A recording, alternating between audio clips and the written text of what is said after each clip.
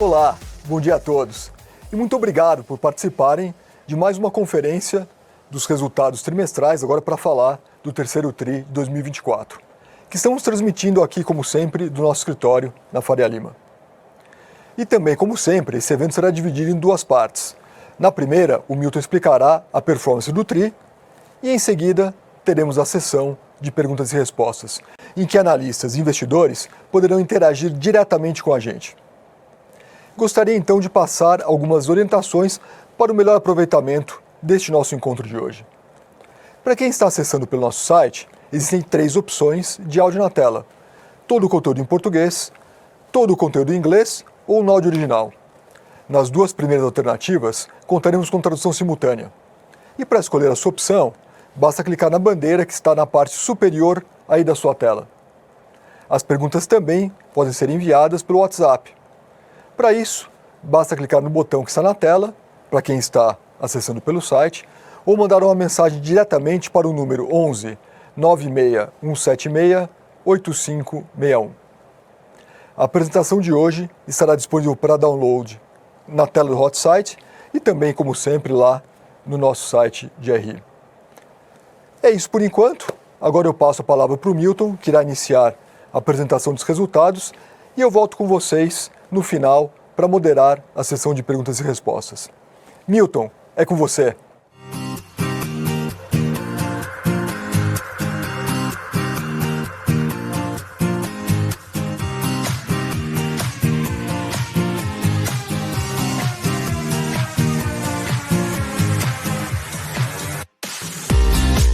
Bom dia, pessoal. Bem-vindos a mais uma apresentação de resultados do terceiro trimestre. Tentar fazer um material bem executivo para a gente poder investir bastante tempo no nosso bate-papo, no Q&A, falar de resultados, falar de ESG, falar de digital, de tecnologia, de transformação e no final falar um pouco mais sobre o nosso guidance. Tá? Começando pelo resultado do terceiro trimestre de 2024, um lucro de 10,7 bilhões de reais, estado bem forte, crescendo 6% em relação ao segundo TRI desse ano, e crescendo quase 20% ano contra ano em bases comparáveis, né? Esse resultado leva a gente para um ROI no consolidado de 22,7% e um resultado no Brasil, um ROI de 23,8%. Então, são resultados muito importantes. Dito isto, acho que sempre é importante prestar atenção no capital. A gente entrega nesse trimestre um capital CET1 de 13,7%, crescemos 0,6% no trimestre. E a gente está substancialmente acima do que é o nosso capital aprovado no Conselho dentro do apetite de risco, que é um CET1 de 11,5%. Se a gente fosse fazer essa conta, né, de qual seria o ROI ajustado pelo índice de capital mínimo aprovado no Conselho de Administração, a gente no consolidado estaria rodando a 24,6% e no Brasil rodando a 26,4%. Tá? Então mostra para vocês o nível de rentabilidade que talvez fique mais comparável em relação aos números que vêm sendo divulgados. Um ROI de 26,4% no Brasil realmente é um ROI muito, muito forte, com crescimentos importantes. Tá? Carteira de crédito, a gente cresce 1,9% no trimestre, cresce quase 10% ano contra ano, vou falar de carteira daqui a pouco para vocês, e com atrasos muito comportados. Tá? Tanto o atraso curto como o atraso longo, todos atrasos caindo, eu vou dar mais detalhes daqui a pouco. Né? E com uma notícia também bastante positiva, a margem com clientes, crescendo 4,5% no trimestre e crescendo em bases comparáveis 8,2% ano contra ano. Então, eu acho que esse é um resumo que eu sempre trago para vocês. Acho que os números falam por si só, acho que a gente está conseguindo entregar uma performance bastante sólida, com bastante rentabilidade e com uma capacidade de geração de capital, investindo e crescendo o banco de forma muito importante. Tá? Carteira de crédito, nesse trimestre eu trouxe uma coluna a mais, que eu acho importante, né, para a gente fazer as análises da melhor forma possível. Nossa carteira de pessoa física ela cresce 2,5% no trimestre, é um crescimento bastante importante. E esse crescimento ele foi se dando ao longo do TRI. O que mostra que o saldo médio, por que saldo médio? Porque é o saldo médio que realmente importa para o NII e para a NIM do banco, né? Como a gente olha toda a capacidade de geração de receita do banco. Então, para a pessoa física, está bastante em linha com o crescimento no trimestre. Para pequenas e médias, a gente vê um crescimento de 4,1% no TRI, um pouco menor no saldo médio, o que mostra que boa parte do crescimento se deu mais para o final do trimestre. Mas o mais importante para esse quadro é olhar o que acontece com grandes empresas e a América Latina. Grandes empresas, apesar de na ponta aparecer um crescimento de só 0,7, temos que lembrar que houve um efeito importante aqui de um ativo que foi baixado nesse trimestre, a recuperação de um caso de crédito que a gente falou bastante nos últimos calls, e ele aconteceu no final do mês. O que mostra que a carteira como um todo, no saldo médio, cresceu 5,9% no trimestre. E é esse crescimento que afeta naturalmente a NIM e afeta o NII do banco. Quando a gente vai para a América Latina, o efeito é ainda mais forte. A carteira cresce 2,1% no trimestre, 1,2% no trimestre, tirando esse efeito, ela cresceu 8,2% no saldo médio. Então vocês vão ver que quando a gente fala de NIM, e eu já vou direto aqui para a margem anualizada, o principal efeito dessa queda de 10 basis points aqui na NIM bruta, né, antes de risco, tem esse efeito da carteira média de Latam ter crescido mais que a carteira média de empresas e mais do que a carteira média de pessoa física, e micro e pequenas. Então é um efeito matemático aqui do mix do saldo médio das carteiras. Tirando o custo do crédito, a gente vê uma expansão na linha ajustada ao risco. A gente sai de 5,7 e vai para 6 no consolidado. E quando a gente olha no Brasil, esse efeito naturalmente já não tem o efeito de América Latina, então é o efeito do mix entre grandes empresas, pequenas e médias e pessoa física. A NIM fica estável, porém ajustado ao risco a gente tem uma expansão de 30 basis points, a gente sai de 6,2 para 6,5. Eu vou detalhar um pouco mais a dinâmica de custo de crédito daqui a pouco. Aliás, deixa eu até voltar aqui, só para dar um número para vocês que eu acho que é importante também. A gente cresceu 1,2 bi no TRI, 4,5% na margem financeira com clientes, e ajustado ex-Argentina, lembrando que a gente teve 7 meses de Argentina no ano passado, esse ano a gente não teve, o crescimento comparável é um crescimento de 8,2%, 2,1 bi, também é um resultado bastante relevante na margem com clientes. Margem com o mercado, nenhum grande destaque nesse trimestre, foi um bom trimestre, tivemos de um trimestre excepcional, o que mostra que ainda assim o banco foi capaz de crescer o resultado nesse TRI, com uma dinâmica de mais margem com clientes e ajustado, custo de crédito também vindo melhor, e menos margem com o mercado. Tá? Então, para o mix, eu acho que é positivo esse trend. A gente vê que no Brasil a gente veio com uma boa performance, não igual ao do TRI passado, mas substancialmente melhor do que foram os TRIs anteriores. Nos demais, tudo mais constante, nenhuma grande mudança, com exceção do custo do hedge do índice, que tem sido um pouco mais alto em função do diferencial de taxa de juros. Tá? Depois, resultado de serviços e seguros. Acho que não vou fazer nenhum grande destaque, mas algumas mensagens importantes. A gente vem crescendo 7% ano contra ano, que é bem importante, e algumas linhas que chamam a atenção. Administração de recursos, a gente teve um crescimento de 5% no TRI, 17% ano contra ano. Banco de investimento, apesar de uma queda no TRI, lembrando que este TRI anterior, especialmente em DCM, foi um TRI excepcional, foi o melhor TRI da história do banco. Então, apesar da gente ter tido um bom resultado nesse trimestre, ele foi inferior ao que foi o resultado do TRI passado.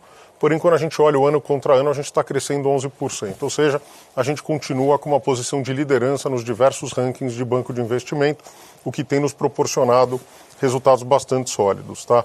No mais, acho que resultados muito consistentes em todas as linhas de serviços, em seguros, a gente continua com uma tendência bastante positiva.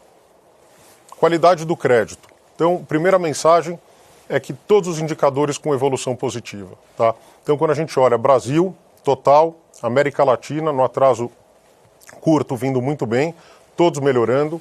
Quando a gente olha o atraso longo, mesma dinâmica, todos melhorando. No Brasil, a gente melhora mais 10 basis points. Se vocês olharem, é o melhor indicador da série, inclusive pré-pandemia.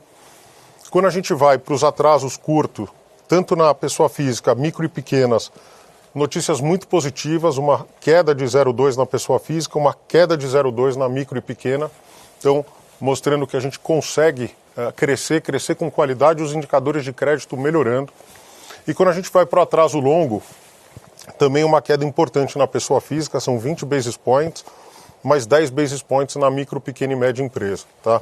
Então, eu acho que esse quadro mostra como a gente tem conseguido navegar em ciclos mais desafiadores, com muita qualidade, né? Crescer com qualidade, gerando engajamento, gerando principalidade e crescendo de forma importante o balanço do banco com boa rentabilidade, tá? E com isso criando valor, gerando capital e financiando a expansão do banco. Quando a gente vai para o custo do crédito, a gente vê que no nominal foi um trimestre um pouco melhor do que o tri passado, de 8,8 para 8,2 bi, mas eu queria chamar a atenção para um ponto aqui. Vocês devem lembrar que lá em dezembro de 22 a gente teve um evento subsequente e que a gente fez uma provisão importante no balanço do banco, num caso específico de crédito de uma empresa varejista.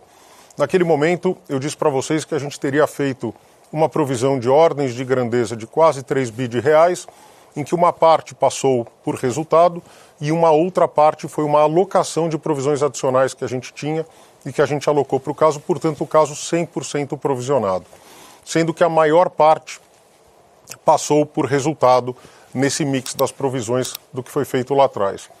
A gente teve uma recuperação importante nesse trimestre, que mostra a nossa capacidade de reverter, inclusive, boa parte do valor recuperado. A gente recuperou, nesse caso aqui no P&L, 500 milhões de reais, de uma recuperação total de 900 milhões aproximadamente no balanço do banco.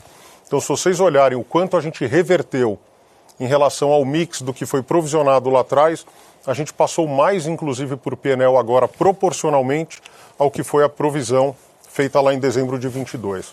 Então, aqui são 500 milhões de reais. Eu achei importante dar visibilidade para vocês. Naturalmente, essa era uma dúvida que poderia surgir. Não fosse esse efeito, o nosso custo do crédito sobre carteira teria sido de 2,8 e não 2,6.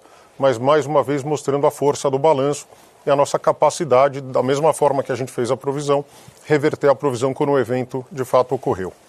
Quando a gente olha a carteira renegociada, ótima evolução, ela continua caindo sobre carteira e ela continua caindo no absoluto. Então, a gente continua fazendo uma excelente gestão dessa carteira. E o índice de cobertura, a única queda que ele teve foi exatamente o efeito dessa empresa que tinha um saldo de PDD relevante, constituído no balanço do banco, mas não estava em atraso. Quando eu tiro o saldo de provisão, naturalmente o índice de cobertura cai. Então, cai aqui na carteira de grandes empresas. Não fosse esse efeito, o índice estaria em 1.146 aqui de cobertura. E a carteira, a cobertura total teria ficado em 215, estável, o que mostra que essa queda de 10 pontos é exatamente o caso específico que, de novo, tinha a provisão, mas não estava no atraso. Só no numerador, não estava no denominador. Aqui é um tema que eu acho importante dar transparência e visibilidade para vocês. A gente procura sempre antecipar, né, as notícias. Então, acho que muito tem se falado da nova 4966, que no fundo é o IFRS 9 para os bancos, tá? E também tem a MP 1261, que é do MP dos DTAs, dos créditos tributários de PDD. Eu achei importante marcar para vocês duas mensagens bem relevantes. A primeira é que essa mudança para a gente não vai ter nenhum impacto, nem no índice de capital, nem no patrimônio, nem no custo de crédito do banco, tá? Então, a gente vai fazer essa transição da forma mais suave possível. E por quê? Primeiro, porque a gente trabalha com perda esperada, eu falo isso para vocês há muito tempo, desde 2010.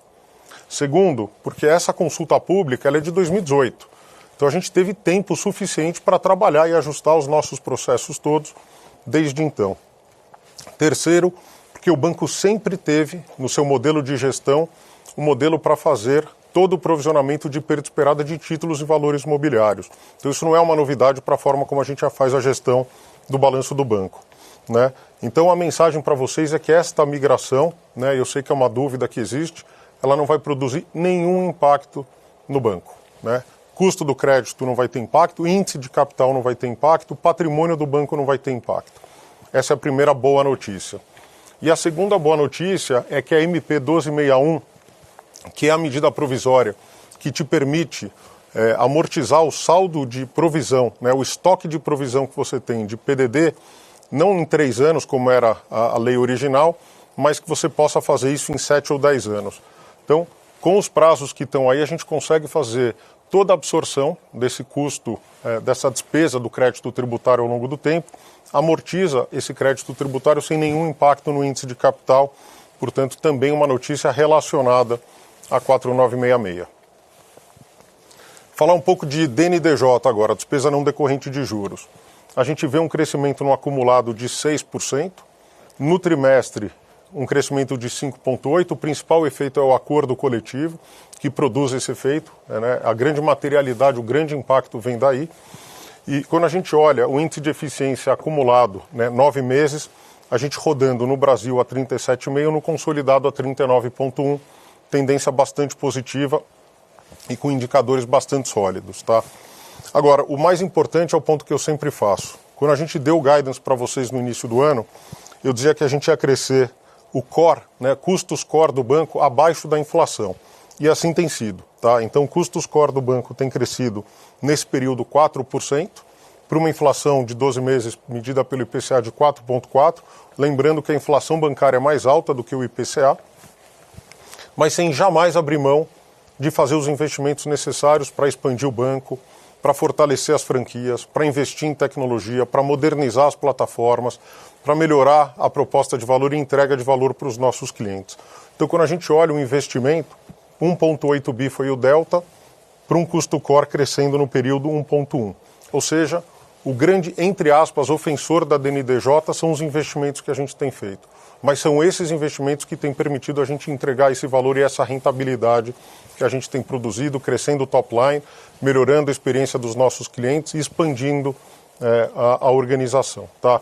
Então, são decisões absolutamente conscientes e olhando de novo o futuro, os próximos 100 anos do banco. Eu vou dar um exemplo para vocês do que são esses investimentos. Então, a gente falava agora há pouco do investimento em tecnologia. Poxa, muito se falou em modernização de plataforma, inteligência artificial, mas dá um exemplo, né, do que é uma entrega de valor disso tudo que vem sendo feito. Eu acho que aqui tem algumas mensagens bem relevantes. O quadro é um pouco poluído, mas o importante é a mensagem por trás. Toda a modernização que a gente fez na plataforma, que benefícios ela trouxe? De 24 a 2018, a gente diminuiu em 99% os incidentes de alto impacto. Então, qualidade. Segundo, velocidade. A gente hoje consegue implementar soluções 15 vezes mais rápido do que a gente fazia em 2018. Isso mostra que a gente consegue não só resolver dores de cliente com muito mais velocidade, mas produzir valor de forma muito mais eficiente, com custo muito mais baixo por transação. Então, se vocês olharem, o nosso custo caiu 55%. Né? Isso tudo combinado a uma agenda poderosa de inteligência artificial, de machine learning, de modelos. A gente tem mais de 430 cientistas de dados, mais de 360 iniciativas com uso de IA generativa, mais de 60 engenheiros de machine learning, 450 profissionais qualificados trabalhando com IA generativa e mais de 1.000 modelos de IA sendo utilizados na organização. Isso faz com que o banco saia da era da transformação, que a gente tanto falava, da modernização, e vai para a era da entrega de valor, hiperpersonalização, entrega de valor na ponta, melhoria de experiência de cliente, muito mais velocidade, muito mais capacidade de reagir às demandas e necessidades dos consumidores. E eu queria trazer um exemplo de um projeto que a gente tem falado bastante aqui. Todos os calls anteriores a gente foi questionado, mas só para dar para vocês uma visão mais clara. A gente está saindo de 7 aplicativos que tinham formas de login completamente diferentes e a gente está indo para 2 aplicativos, que é o Super App mais o aplicativo dedicado do Ion, com um único login. Né? Então, imaginar fazer isso sem ter passado por toda a modernização, toda a gestão de dados centralizado, tudo isso rodando na nuvem, a gente não seria capaz de entregar valor com essa velocidade. E o mais importante é que a gente vai para 15 milhões de clientes que hoje têm uma experiência monoliner com o Itaú Unibanco, vão passar a ter uma experiência full bank, ou seja, eles não tinham uma experiência full bank e vão passar a ter uma experiência full bank. E aqui um pouco de dados mais concretos. A gente até o final de outubro já migrou 2 milhões de clientes, a gente está vindo acima do plano original.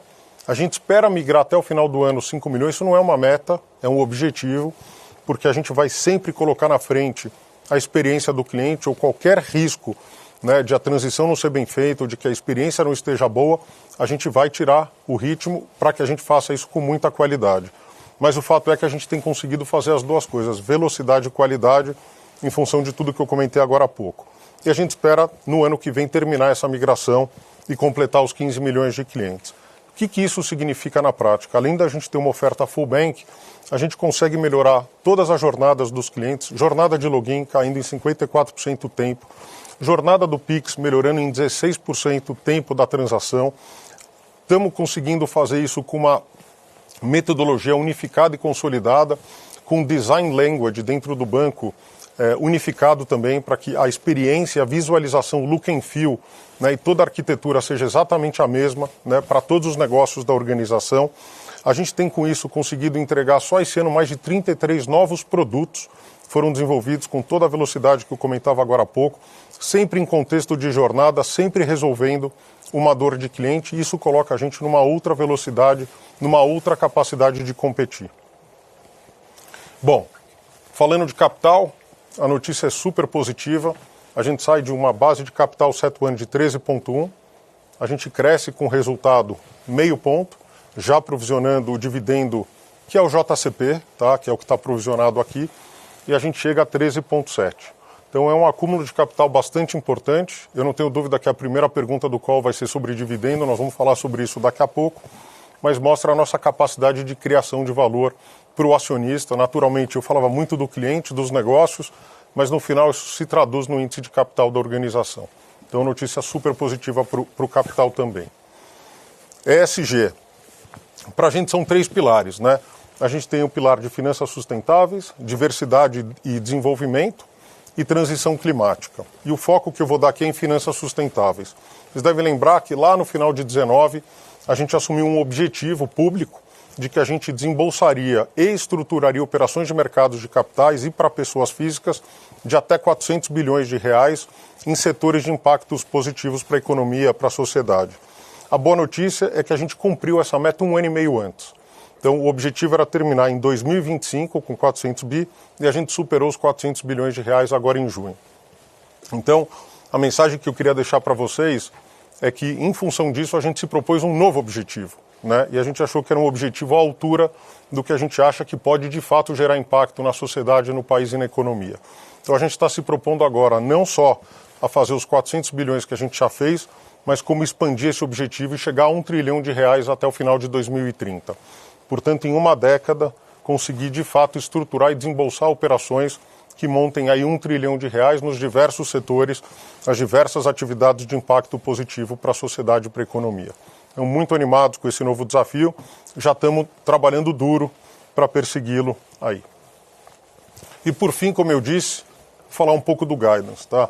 Esse é o guidance do consolidado, que foi divulgado no início do ano. Esse é o guidance em bases comparáveis, né? E basicamente o que a gente tira da base é a Argentina, são 7 meses do ano passado.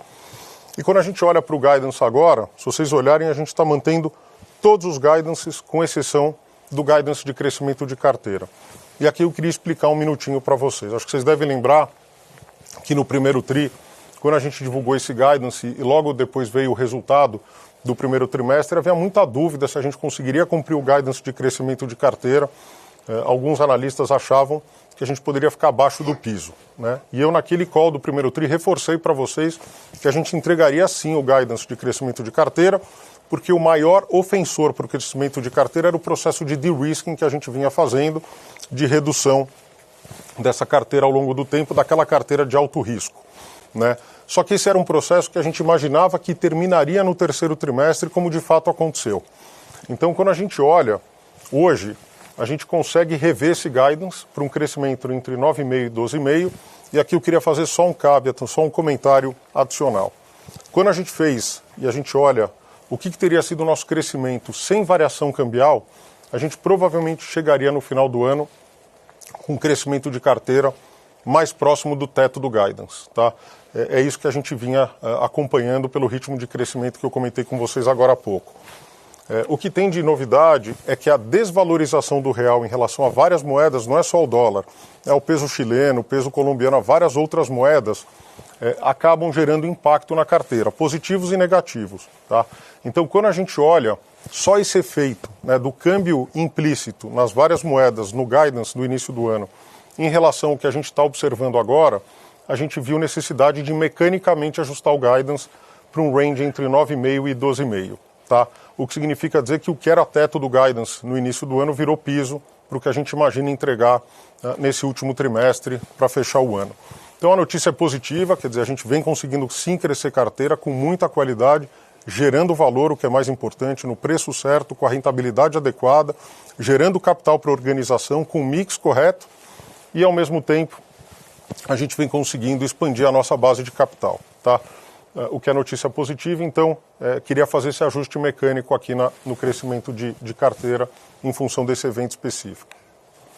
Bom, com isso eu termino. Acho que, de novo, um trimestre muito forte, muito sólido.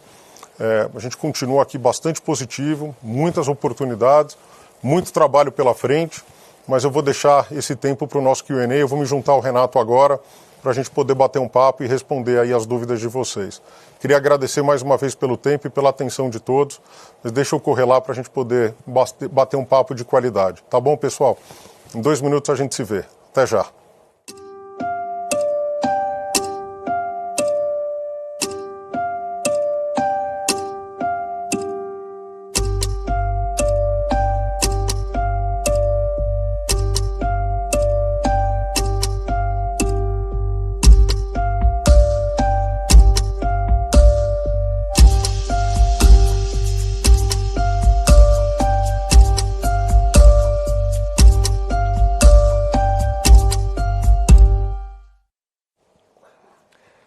Milton, obrigado pela apresentação, bem completa, né, que trouxe mensagens importantes, além do resultado, sobre tecnologia, sobre mudança regulatória e sobre também a estratégia de ESG. Bom, começando então agora a nossa sessão de perguntas e respostas, né, do encontro de hoje. Lembrando que, como sempre, essa sessão vai ser bilíngue, ou seja, o Milton vai responder as perguntas no idioma em que elas forem feitas, em português ou em inglês. Para quem precisar de algum tipo de apoio na tradução, sempre tem essa opção de escolher todo o conteúdo em português ou todo o conteúdo em inglês. E além disso, como sempre, vocês podem mandar as perguntas pelo WhatsApp, lembrando para vocês que o número é 11 96176 8561. Bom, é isso. Vamos lá, Milton? Vamos lá. Começar então essa sessão de perguntas e respostas. E para a primeira pergunta, estão me avisando que já está pronto aqui. A gente tem o Eric Ito, do Bradesco, do BBI, aqui com a gente. Eric, bem-vindo, obrigado. Primeira pergunta é tua aqui no nosso call de hoje. Obrigado. Bom dia, Milton, Renato. Obrigado pela oportunidade. Parabéns pelos resultados. Milton, acho que você acertou. A primeira pergunta minha vai ser em relação a capital e dividendo. Então, se a gente olhar, o banco está rodando com um CET1 de 13,7%, bem acima do mínimo interno de vocês de 12 ou 12,5% para dividendo. O resultado continua robusto, né? Então acho que tem um incremental ainda para vir no quarto trimestre. E como vocês comentaram, não tem nenhum impacto de 4,966 ou 12,61 que deve impactar o seu índice para o ano que vem. Eu queria entender um pouco de vocês aqui, um update. Se a gente pode esperar que um dividendo extraordinário para levar o seu CET1 para próximo desse nível interno de 12,5 no último trimestre, ou se a gente tiver alguma outra necessidade de capital que chama a gordura aqui para manter o nível um pouco mais alto. Obrigado. Não, obrigado você, obrigado pelas palavras. Bom te ver aqui, Eric. Bom, o tema de capital do dividendo, eu primeiro queria fazer um registro importante aqui, dado que a gente está falando de capital. Primeiro que ao longo desses últimos meses a gente encerrou as vendas da nossa participação na XP, tá? Então hoje a gente não tem mais nenhuma ação, a gente tinha feito um comunicado ao mercado dizendo que tinha sobrado 1,54% em ações classe B. Nesse meio tempo a gente converteu para ações classe A e a gente vendeu 100% dessas ações no mercado, então acho que era uma informação importante para nivelar com todos vocês, tá? Mas falando especificamente do capital, eu acho que a notícia ela é positiva, tá, para o capital e para o dividendo. Primeiro, eu acho que é a capacidade que a gente tem conseguido em crescer o banco com qualidade, criando valor e gerando capital. E esse capital tem sido mais do que suficiente para financiar a expansão das carteiras do banco, do crédito e de todas as atividades, né? Então, o que tem hoje, o que a gente tinha um ano atrás quando a gente fez o dividendo extraordinário anterior? Em relação ao ano anterior, a gente tem uma base de capital maior do que a gente tinha e a gente tem menos incertezas regulatórias do que a gente tinha naquele momento. Quais eram as incertezas? Risco operacional, Basileia 3, a gente entra no phase-in agora, para nós são aproximadamente 25 bases por ano por 4 anos. A gente tem um incremento na parte de Basileia ponderadores de risco de crédito, a gente vai ter um aumento também marginal, próximo de 25 basis points, então ambos ali entre 49 e 50 basis points de consumo de capital. 4,966, que era um tema de atenção, e os DTAs, não há qualquer impacto no índice de capital, como eu comentei agora há pouco. O FRTB, né, o Fundamental Review do Trading Book, também não deve gerar nenhum tipo de impacto em capital. A outra resolução, norma, né, consulta pública, é o Solo Basis, que a gente também entende que com subconglomerados a gente consegue passar super bem, sem impacto em capital também. Né? As ações que eu comentava agora há pouco, que podiam gerar um certo swing no patrimônio do banco, também não estão mais no patrimônio do banco. Portanto, então a gente tem menos incertezas e uma base de capital maior. Tá? Então, seguindo a nossa política e aquilo que a gente tem praticado e divulgado, a minha expectativa é que a gente deve ter um capital em índice de capital, um dividendo em índice de capital distribuído maior do que foi o dividendo extraordinário do ano passado. Tá? Agora, onde a gente vai calibrar, né, o CET1, porque é importante ter um banco bem capitalizado, lembrando que o apetite do Conselho é de 11,5, mas é um apetite de mínimo índice de capital, quer dizer, ele não determina o Conselho qual deveria ser o índice de capital da organização, mas qual é o mínimo. E, obviamente, quando você trabalha com o mínimo, você quer ter um buffer para incertezas, volatilidade, tomadas de decisão de negócio, capacidade de crescer, de investir, de alocar capital. Como a gente tem conseguido alocar capital adequadamente e ao longo dos ciclos, a gente está bastante confortável, né, com o nível de capital, mas entende que não é do nosso, enfim, interesse reter capital para além do necessário. Tá? Então, a melhor informação que eu tenho para dar para vocês é que o dividendo extraordinário desse ano fosse o mesmo valor em índice de capital, a gente distribuiu 0,9 de índice de capital no ano passado, já seria um capital nominal, um dividendo nominalmente maior do que foi o do ano anterior. A minha expectativa é que a gente consiga distribuir mais índice de capital e nominalmente mais por consequência. Tá? A gente deve fechar isso logo no início do ano, quando a gente tem uma clareza maior das projeções, cenário, e eu no próximo call de resultados, eu venho aqui falar de guidance, resultado do quarto TRI, e venho anunciar o dividendo extraordinário, mas podem esperar um dividendo de magnitude maior ao que foi divulgado, o que foi declarado e pago no ano passado. Tá? Obrigado, Milton. E se me permite, que é uma dúvida que tem vindo no mercado com frequência, em relação ao nosso call do AT1, se isso teria algum impacto na nossa decisão de pagar dividendos ou não. Não, perfeito. Olha, essa é uma pergunta ótima. Então a resposta é não. Tá? Não há qualquer impacto na política de distribuição de dividendo do banco. A gente vinha trabalhando com um AT1 próximo de 1,5, e dado o nível de CET1 que o banco tem, né, a gente atingiu 13,7 nesse trimestre, mostra que a gente tem um core equity muito forte, o que significa dizer que a gente pode sim trabalhar com um nível de AT1 mais baixo do que 1,5, né, que é o máximo regulatório que você pode ter. Então a gente sempre vai olhar economicamente para o custo dessas dívidas. A gente tem feito um liability management importante dessas dívidas, a gente exerceu o call do AT1, né, então essa informação foi divulgada para vocês ontem, desse AT1 de 1 bi 250, e a gente conseguiu ao longo de setembro e outubro emitir mais ou menos 3,8 bi de letras subordinadas, letras financeiras perpétuas localmente em preços muito competitivos.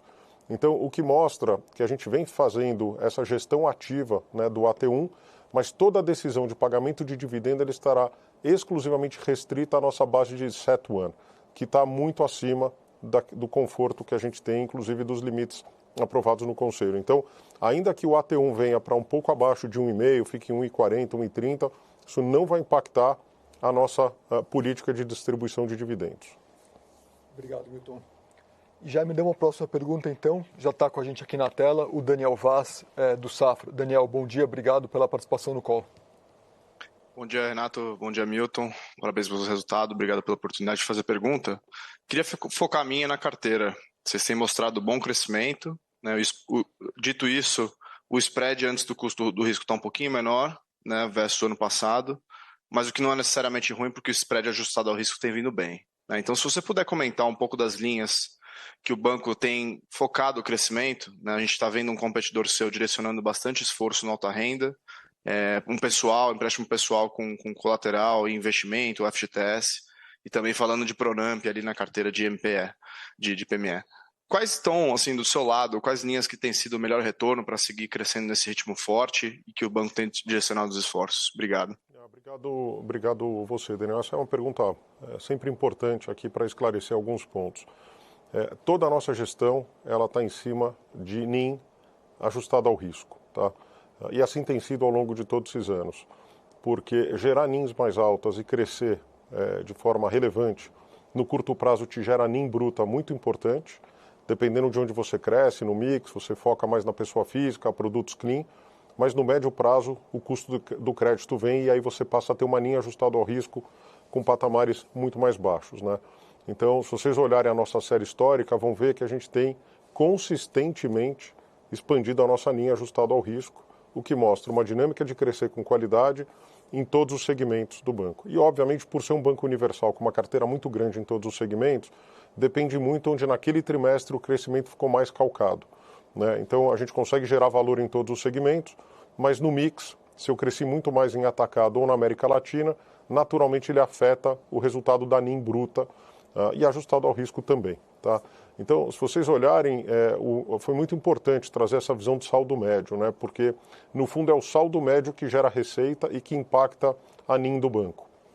E se vocês olharem nesse trimestre especificamente, apesar da carteira de atacado ter caído, ou ter crescido pouco, ter crescido só 0,7 na ponta, né, o saldo médio foi acima de 5%. Na carteira de América Latina, a gente viu um saldo médio crescendo 8,2%, para uma carteira que cresceu 1,2% no trimestre. E quando a gente olha para a carteira de pessoa física, uma carteira que cresce 2,5% e o saldo médio 2,3%, e a carteira de micro, pequenas e médias, que cresceu próximo de 4,1%, a gente teve um saldo médio de 3,3%. Tá? O que mostra, na margem, que é o saldo médio que tem gerado esse impacto na NIM, tanto na NIM bruta como ajustado ao risco. Se a gente olhar no Brasil, a NIM bruta ficou estável, tá? O que mostra que a gente tem conseguido crescer com qualidade. Algumas mensagens que eu acho que são importantes aqui. Primeiro, foi todo o de-risking que a gente fez no portfólio ao longo desses últimos anos. A gente terminou, esse processo nunca termina, né? De-risking faz parte da atividade, redução de risco, mas de forma relevante, daquele portfólio que a gente entendeu que ele não era resiliente em ciclos mais longos, né, gestão de portfólio, a gente conseguiu fazer e concluir esse processo agora nesse trimestre, né, no terceiro TRI.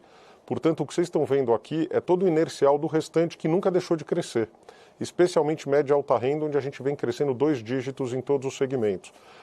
E então, eu acho que a primeira mensagem é: a gente nunca deixou de crescer, a gente continua crescendo com qualidade, em clientes resilientes, né, em ciclos mais longos, então a gestão de portfólio funcionando tanto no atacado como no varejo. A gente vem crescendo micro, pequenas e médias também com qualidade, com boa rentabilidade, com bons retornos. E em grandes empresas, a gente tem uma carteira que ela é mais volátil. Aqui nesse trimestre teve o efeito do varejista, que a gente baixou o crédito no final do trimestre, mas como um todo, quer dizer, esse ano a gente vem crescendo carteira acima de 2 dígitos, né, em grandes empresas. E por quê? Porque a gente viu uma oportunidade de fazer ativos com qualidade, com retornos adequados, né, de novo olhando os ciclos mais longos, e um mercado de capitais muito ativo. Então, o buffer para grandes empresas é o mercado de capitais. Quando você tem mercado de capitais muito ativo, a gente provavelmente vai ver carteiras de crédito mais leve em grandes empresas, na medida que, se for eficiente e melhor para os nossos clientes se financiarem através do mercado de capitais, a gente vai direcionar e a gente tem um share relevante de originação e distribuição maior do que o nosso fair share de crédito nesse segmento. Então, mostra a importância de ter essa capacidade de desenvolver, estruturar e distribuir operações para o mercado de capitais. Então, olhando para frente, eu vejo que as carteiras vão continuar crescendo. Eu acho que algumas carteiras que, enfim, começaram a despontar agora, porque foram as que a gente fez o de-risking mais forte, cartão de crédito, a gente deve ver expansão. Crédito pessoal, a gente tem visto uma expansão com qualidade, tá? Micro, pequenas e médias, a gente continua crescendo num ritmo super adequado, então não tem uma carteira que vai crescer mais ou menos, a gente está vendo oportunidades em todos os segmentos. Mas eu queria fazer um ponto relevante aqui, tá? A questão do retorno, né, e capital alocado é um mantra aqui para o banco. Então, não existe hipótese da gente crescer carteira sem ter o preço certo e o retorno adequado. Então, quando a gente percebe um cenário competitivo em que preço e retorno não necessariamente é o principal driver, a gente toma muito cuidado para escolher as operações e tomar decisões de crédito. De novo, crescer carteira sem fazer no preço certo, né, e com retorno sobre capital é sempre mais fácil. A gente não vai abrir mão de crescer com qualidade, com boa rentabilidade, e eu acho que a NIM mostra como a gente tem conseguido fazer isso e os retornos sobre capital também, tá? Então isso para a gente é um mantra e a gente não vai abrir mão, em hipótese alguma, de fazer um crescimento com qualidade e com rentabilidade. Não é spread positivo, né? É retorno sobre o capital alocado que remunere o custo de capital olhando a visão cliente naturalmente. Perfeito, importante ponto, Milton. Bom, próxima, que também já está aqui com a gente, da Autônomos, o Renato Meloni. Renato, bom dia, obrigado. Tua pergunta aqui no nosso call. Bom dia, pessoal. Parabéns pelos resultados. Obrigado aqui pelo espaço para as perguntas. Eu queria voltar na questão do guidance, né? Você comentou durante o call sobre o câmbio, a influência do câmbio aqui, mas eu queria entender se foi simplesmente só o câmbio ou se tem potencialmente mais apetite a risco, olhando para frente. E depois, se você pudesse reconciliar isso com a manutenção do guidance de crescimento de margem financeira. De novo, aqui também é uma questão de câmbio ou isso implica uma expectativa de compressão de NIM? Obrigado. Perfeito. Obrigado você, Renato. Obrigado aí pelas palavras. Bom te ver aqui no call. Bom, primeiro, é importante essa pergunta pelo seguinte, tá? Não fosse o câmbio, a gente provavelmente estaria muito próximo do teto do guidance no crescimento de carteira. Então, quando a gente fez o guidance no início do ano, primeiro TRI, a gente ainda estava naquele processo muito intenso de redução de risco no portfólio de pessoa física, então a gente via uma carteira que não crescia e quase a sensação de que matematicamente a gente não conseguiria cumprir nem o piso do guidance no início do ano. Eu fui lá e reforcei para vocês que a gente cumpriria sim o guidance, porque tinha uma carteira muito relevante crescendo, mas ela ficava, entre aspas, mascarada por essa redução ativa que a gente vinha fazendo no portfólio. Quando a gente termina o terceiro TRI, dá para ver claramente, né, a carteira de pessoa física crescendo 2,5% no trimestre, micro, pequenas e médias crescendo 4,1% no trimestre. Então, não é que a gente mudou o apetite, eu acho que a gente vem trabalhando com o apetite de risco. Importante reforçar que ele é dinâmico, né? Quer dizer, não é que ele não muda, ele muda todo dia. A gente olha, obviamente, os nossos modelos, perdas históricas, mas mais importante do que isso são as visões prospectivas de cenário, e os cenários são voláteis, especialmente por tudo que a gente tem vindo de conjuntura global e local, tá? Então, a gente está sempre olhando e acompanhando. Então, mais importante do que o apetite é a tempestividade com que a gente toma decisões de crédito, né? Seja para conceder, seja para mudar a política, sempre cuidando naturalmente dos ciclos, olhando para ciclos mais longos. Então, volto a dizer, a gente não olha para o crescimento, olhando o crescimento no curto prazo, que vai gerar margem, porque a margem costuma vir no início, né, pela dinâmica do P&L, e a gente sabe que o custo do crédito vem depois, basta ver o que aconteceu nos ciclos anteriores. Então, a nossa visão é crescimento e crescimento com qualidade e de forma sustentável, tá? Ou seja, crescimentos que são resilientes, apesar de ciclos mais adversos, tá? Eu acho que essa é a primeira mensagem relevante. Então, para ir no teu ponto, a representatividade no câmbio em todas as linhas que estão do guidance, ela é muito maior na da carteira, tá, do que na margem. Como as carteiras em moeda estrangeira, elas têm tipicamente uma margem menor do que as carteiras em moeda local, então, naturalmente, quando eu olho carteira com carteira, o peso é igual. Quando eu olho na margem, o peso do câmbio é menor, tá? Em linhas onde eu tenho, enfim, resultados proporcionalmente muito maiores. E o grosso do efeito do câmbio se deu no final do ciclo, o que mostra que, como esse guidance é carteira ponta, não é carteira média, você leva esse efeito mecânico da desvalorização do real. Então, ex-câmbio, a gente estaria muito perto do teto do guidance. Com a desvalorização do real em relação às outras moedas, a gente sentiu necessidade de abrir esse range novo. Aí, se você olhar o range, ele é do mesmo tamanho do que o range anterior, sendo que faltam poucos meses. No fundo, a razão para isso é porque o câmbio é uma variável relevante e pode impactar a carteira na ponta. Quando a gente roda esse mesmo cenário de câmbio para as demais linhas, embora para o nosso P&L, né, mais desvalorização gera até um impacto positivo na última linha, ele não é material e relevante na distribuição das linhas que fizesse com que a gente precisasse mudar os ranges que já estavam definidos. Ou seja, os ranges que estão aí são capazes de absorver qualquer efeito de desvalorização, mas a gente vem trabalhando, na maioria deles, acima do ponto médio, o que leva, naturalmente, essas linhas a gente está mais próximo do teto do que do ponto médio em várias delas, tá? Naquelas que são positivas, estar acima do ponto médio, acima de tudo. Perfeito. Obrigado, Milton. Bom, Próxima pergunta, que também já está aqui com a gente, o Yuri Fernandes, do JP Morgan. Bom dia, Yuri. Obrigado pela participação no call. Lúlia, bom dia, Milton. Eu queria perguntar um pouquinho de FRS. Acho que ficou muito claro e parabéns aí pelo slide. Acho que mostra a qualidade do banco, já dá esses dados. Eu entendi que é neutro para vocês, eu acho que está bem claro, Milton, mas será que isso é neutro para o sistema também? Se você puder comentar um pouquinho como vocês veem. E o ponto que eu queria explorar aqui é mais uma questão de vantagem competitiva do Itaú.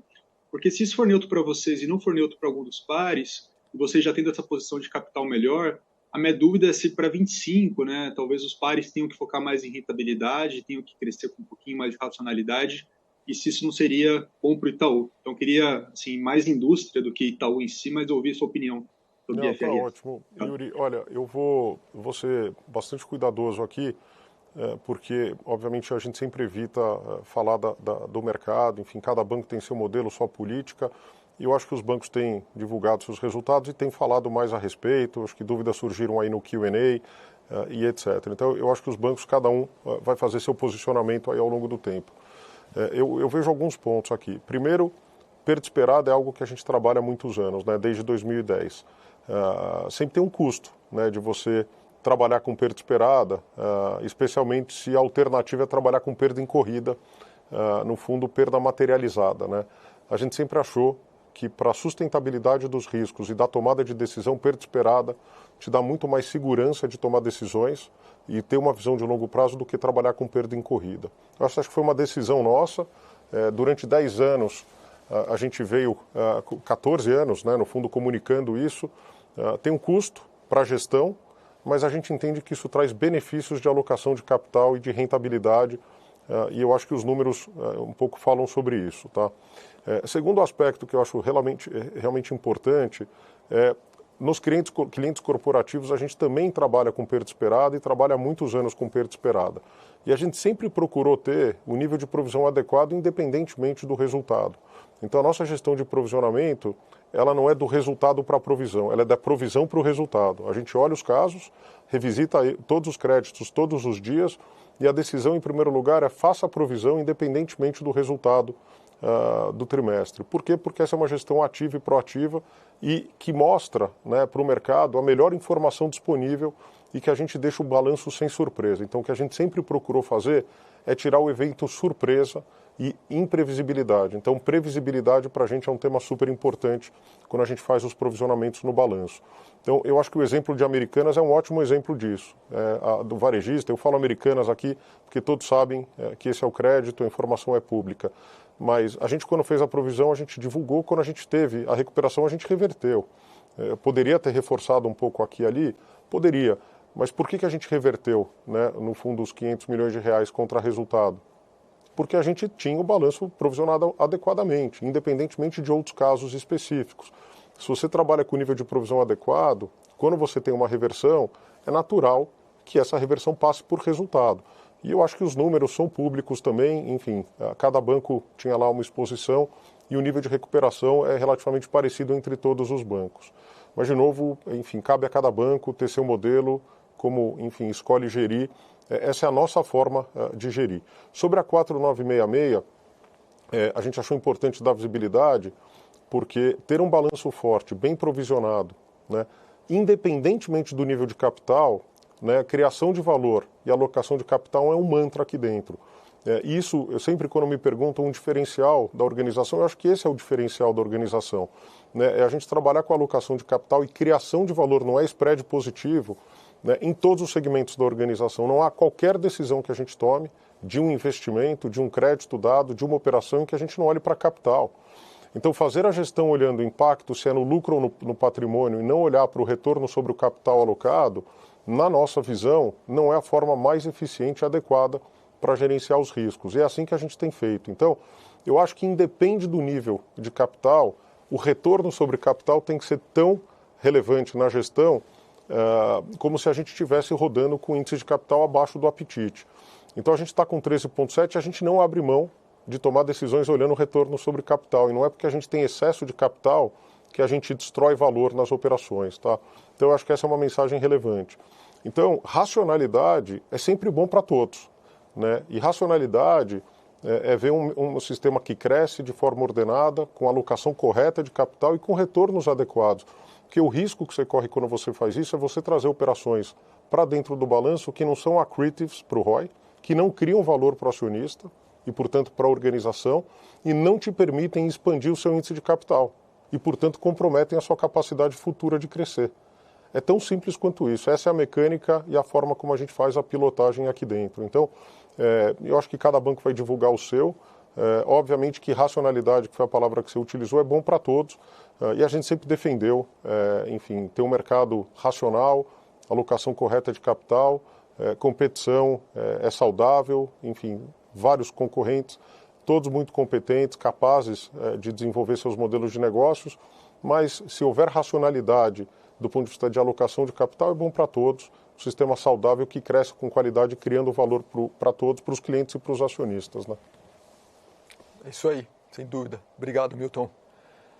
Bom, próxima pergunta, também já aqui com a gente, o Thiago Batista do UBS. Thiago, bom dia, obrigado pela participação no call. Bom dia, pessoal.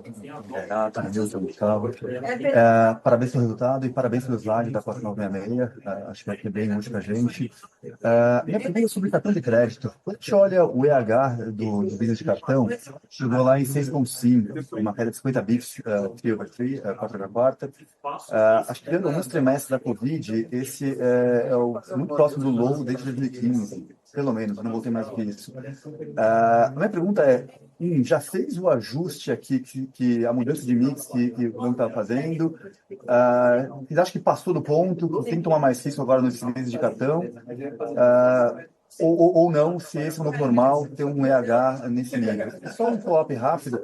Vamos falar um pouquinho sobre o impacto da Selic na dinâmica do banco, antes do que está pensando para 25, que acho que tem potencialmente uma mudança de patamar da Selic. Tá bom. Tá bom, Thiago, obrigado, bom te ver, obrigado aí pelas palavras.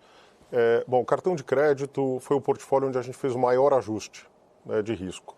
E a gente falou muito sobre isso, quer dizer, um mercado onde captar clientes em mar aberto, em que você tem pouco histórico, pouca experiência, e um mercado sobreofertado de cartões e de crédito, geraram um comprometimento de renda relevante para as famílias em geral, especialmente no produto cartão. Então, a nossa decisão lá atrás e consciente foi fazer uma redução importante. Quando a gente olha o sistema financeiro nacional, a gente já vê o atraso na ponta, dando sinais de piora, e a gente vem melhorando há 6 trimestres consecutivos os nossos atrasos acima de 90 dias. Então, a gente começou a melhorar antes do mercado e a gente continuou melhorando e o mercado piorou na ponta. Tá? O que mostra na prática que todo o de-risking foi feito de forma adequada em clientes e operações que não criam valor.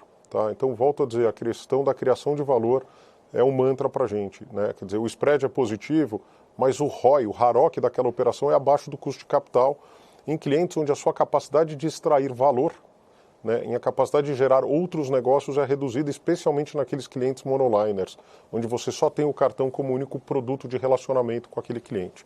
Mas aqui tem uma série de informações que eu acho que são relevantes. Primeiro, a gente entende que o chassi do cartão é super importante para relacionamento, frequência e engajamento dos clientes. Então, em todos aqueles segmentos onde a gente tem uma relação que transcende o produto, a gente tem conseguido crescer 20% faturamento ano contra ano. Tá? Muito acima do que o mercado tem crescido, o que mostra uma proposta de valor adequada, o que mostra um alto nível de engajamento e fidelização dos nossos clientes e crescendo base. Tá? Então, o crescimento de base também tem sido algo muito importante. Segunda informação, que eu acho que é relevante para a sua pergunta, é sobre o apetite. Eu acho que a gente está, neste momento, passando pela maior migração de aplicativos da história do banco, onde a gente está migrando aproximadamente 15 milhões de clientes que estavam primordialmente em aplicativos de cartão ou no IT, migrando para o Super App. A gente já entregou 2 milhões de clientes na nova plataforma, a gente deve até o final do ano migrar 5 milhões e ao longo do ano que vem completar os 15 milhões. Essa é uma mudança super relevante. Por que ela é super relevante? Primeiro porque a gente passa a ter, né, uma relação com esse cliente que vai além do produto cartão de crédito. A gente passa a ter uma oferta para esse cliente full bank. Então a gente passa a ter a capacidade de ofertar para esse cliente muitos outros produtos para além do cartão de crédito. E tudo isso feito dentro de um super aplicativo, de forma muito simples, com UX adequado, e com uma hiperpersonalização importante, ou seja, entendendo a necessidade de cada cliente. Se você é um cliente mais transactor no cartão, como é que você vai experimentar o Super App? Se você é um cliente mais tomador de crédito e precisa de outros produtos, se você é um cliente investidor. Então a gente consegue, com dados de mercado, com informações, entender e atender os nossos clientes de forma muito mais holística. Essa é uma mudança muito relevante. Segundo ponto, a gente com essa capacidade agora de produtar, né, e eu tenho falado sobre isso, aquele slide que eu apresentei agora há pouco passa por isso, a gente tem conseguido entregar novos produtos e soluções. Então, o Super App hoje tem o que tem de melhor no aplicativo monoliner de cartão. Então, tudo aquilo que a gente tinha de melhor no Mono App passa a estar dentro do Super App, e quem estava no Mono App passa a ter acesso a todos os outros produtos. Isso é uma mudança muito, muito relevante da forma de entregar valor para os nossos clientes. Então, quando a gente fala do Pix Crédito dentro da jornada, quando a gente fala, todas elas são feitas dentro do chassi do cartão de crédito. Tá? Ele passa a ser um novo transacional para muitos clientes. Então, a nossa expectativa, uma vez terminada essas migrações, é começar a ampliar o nível de engajamento e relacionamento com esses clientes, buscando a principalidade. Esse é o nome do jogo, é nisso que a gente tem focado. Então, o cartão de crédito ele vai começar a ser menos olhado como um produto, assim como a gente olha para a adquirência, a gente olha cada vez menos para a adquirência como produto e como parte de uma solução, de uma completude de oferta para o cliente. A gente divulga os números da carteira de cartão, mas mais importante é olhar o resultado do segmento, onde cartão tem um papel relevante, mas a gente vai olhar a completude do relacionamento que vai muito além do cartão de crédito. Tá? Então a gente está confortável, a gente tem crescido sim base, a gente continua acreditando que é uma carteira que cresce provavelmente mais no ano que vem do que cresceu esse ano, como a gente tem visto, dado que o ajuste relevante aconteceu em 2024, quer dizer, já vem acontecendo ao longo dos anos, mas a gente conclui ele agora em 2024. Tá? Esse era o primeiro ponto. A segunda pergunta, Selic. A Selic te dá uma visão geral, tá? Eu falo bastante isso. Taxa de juros altas para bancos no médio e longo prazo não é bom. Então, juros mais baixos, mais economia cresce, mais negócios, mais mercado de capitais, menos inadimplência. Agora, durante esta volatilidade, quais são as linhas que são mais impactadas por Selic? Capital de giro do banco, e a gente faz o hedge do capital de giro em prazos mais longos. Então, do mesmo jeito que quando a Selic cai, a gente não captura o valor imediato, quando a Selic sobe, isso vem sendo capturado ao longo do tempo, né? Porque a gente vai fazendo o hedge em vértices mais longos. Então, capital de giro do banco. Toda a gestão de passivos da organização, né? Eu acho que a força que o banco tem em investimentos, em gestão de passivos e com juros mais altos, tem uma migração natural, muitas vezes, para produtos de tesouraria, muitos clientes saindo de multimercado, saindo de renda variável e vindo para produtos de renda fixa, né? Então, sejam produtos que a gente distribui ou produtos de emissão própria, acabam gerando um ROA mais positivo, né? O próprio depósito à vista, todos os efeitos no float. Então, esses são os dois grandes impactos. E o lado negativo do juro subindo é a inadimplência, né? E a gente sabe que para o segmento de empresas em geral, as empresas são indexadas a CDI, né, as suas dívidas, ou CDI+, pouco percentual do CDI hoje em dia, ou dependendo do cliente em taxa pré-fixada. Então, os juros desestimulam alguns portfólios e diminui os spreads dos portfólios com taxas que tem cap. Então, é o caso para crédito imobiliário, ele gera um efeito negativo. É o caso do INSS, do consignado do INSS, porque tem um cap de juros. A gente viu essa redução do cap enquanto os juros caiu, os juros começam a subir, não houve qualquer mudança no cap. Então a gente está deixando de produzir crédito do INSS para alguns clientes, porque a gente está capeado pelos juros. É o próprio cheque especial, as linhas rotativas também acabam gerando esse efeito. Então tem que olhar, no crédito tem esses efeitos, no capital de giro e no passivo, e na inadimplência, especialmente para o segmento de empresas, juros mais altos acabam pressionando de forma mais relevante a inadimplência. Então, eu acho que tem impactos de todas as naturezas. Aqui tem que olhar muito a intensidade do efeito e a duração do ciclo. Obrigado, Milton. For the next question, we're going to switch to English as we have with us Tito Labarta from Goldman Sachs. Hello, Tito. Great to have you with us today. Hi, Renato. Hey, Milton. Thank you for the call and taking my question. Just wanted to get your thoughts on sort of the credit cycle, right? I mean, loan growth seems to be picking up overall. Asset quality, you showed further improvements, provisioning coming down a little bit. So, I mean, everything looks healthy. But, when you think of the macro, inflation still above the target, rates higher, concerns about the economy slowing, indebtedness is still relatively high. How comfortable are you with continuing to grow the loan book? Anywhere where you're concerned about credit quality that could get worse? And then do you see room for NPLs to actually improve further from here? Yeah, well, thank you, Tito. Good to see you. Thank you for your question. Well, let me go through this topic. As I was saying previously, our risk appetite is dynamic, and we are always looking for the perspective on interest rate, unemployment, inflation, GDP, so on and so forth. We still have seen a positive cycle, and the numbers we've been dealing with show how we've been able to deliver a good growth in our portfolio in a very healthy way with a lower and low cost of credit and low delinquency ratios and improving significantly, even compared to the period before the pandemic. So this is one topic. The second, yes, we are looking forward and see that we might have more challenges. And it's a live process. So we're always trying to make adjustments and making decisions, looking for a prospective cycle. That says that we are right now planning the 2025. We don't have yet all the numbers absolutely approved internally. We are discussing the details. So I believe the beginning of the year we'll be able to show you a guidance and talk better about our perspective in about growing the portfolio. But yes, we have some potential signs. We have to keep an eye on that. We are not going to grow without taking in consideration the prospective scenario. So we might see more and less acceleration in certain portfolios depending on the prospective scenario, and this will naturally be released and informed to you by the beginning of next year. So far, we feel comfortable with the pace. We are not estimating or expecting any downturn, a strong downturn. We still have a GDP growing. We still have a very solid unemployment rate, which is positive. We've been seeing the wages increasing.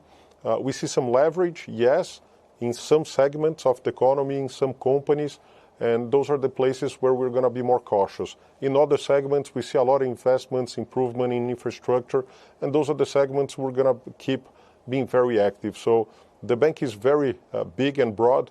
That means that we should be looking always for long-term cycles, and this is the way we've been managing the portfolio. And Tito also asked, Milton, if you see any room for further improvement on NPLs. Yeah, I believe so, Tito. On the short term, we might see still room to improve our NPL ratios. The cost of credit related to portfolio is still decreasing or is getting there to the minimums, so I think it's reasonable to expect. And the second topic is in a nominal basis, with the amount of the portfolio and the portfolios that we are growing, we might see some increase in the nominal numbers of cost of credit, but not in the relative numbers, which is much more important now. But we still see improvement in the NPL.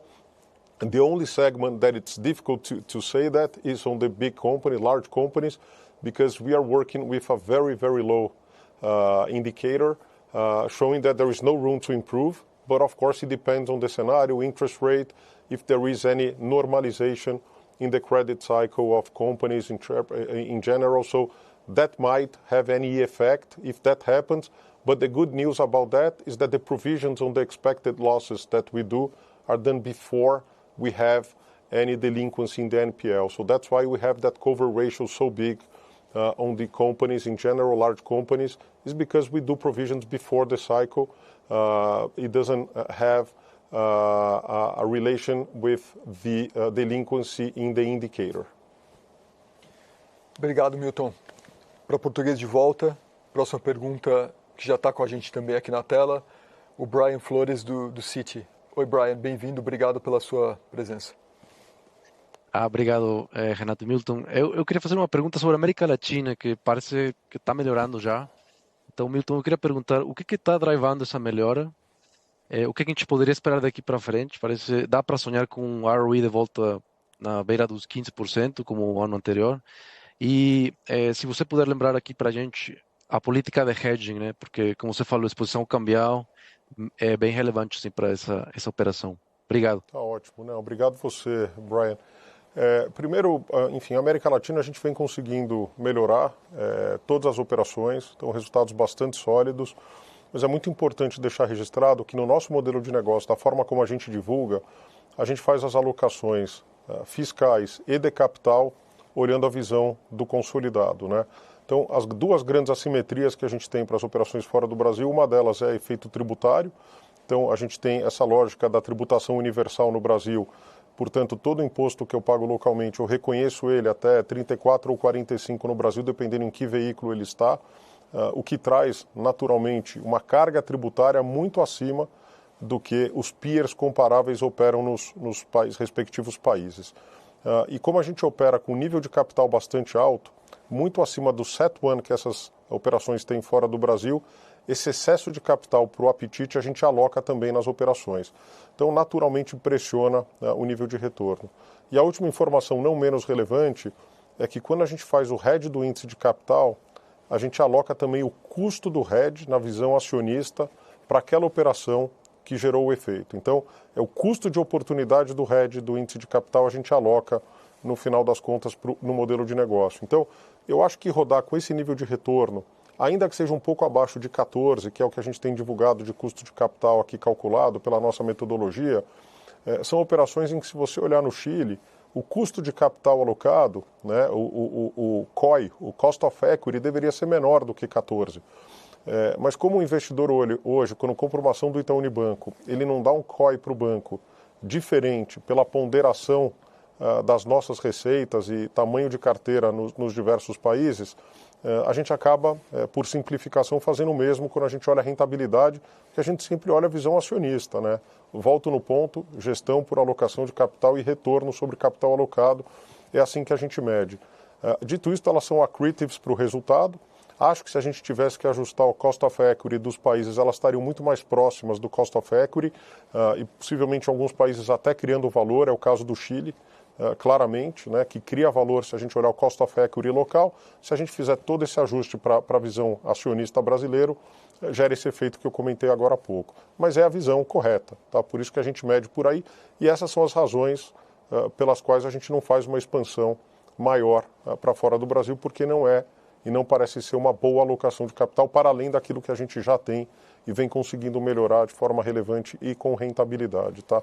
Então, essa é a visão, acho que, de novo, é um trend positivo, mas a gente vai continuar acompanhando. Sobre a sua segunda pergunta, que era o custo do hedge do índice, o que acontece é que a gente tem definido para quais moedas, né, a gente faz isso, então a gente deixa o patrimônio indexado na moeda e o RWA, né, as carteiras indexadas na moeda, de tal sorte que se tiver uma variação da carteira, o patrimônio anda na mesma proporção e a gente com isso faz o hedge do índice do capital.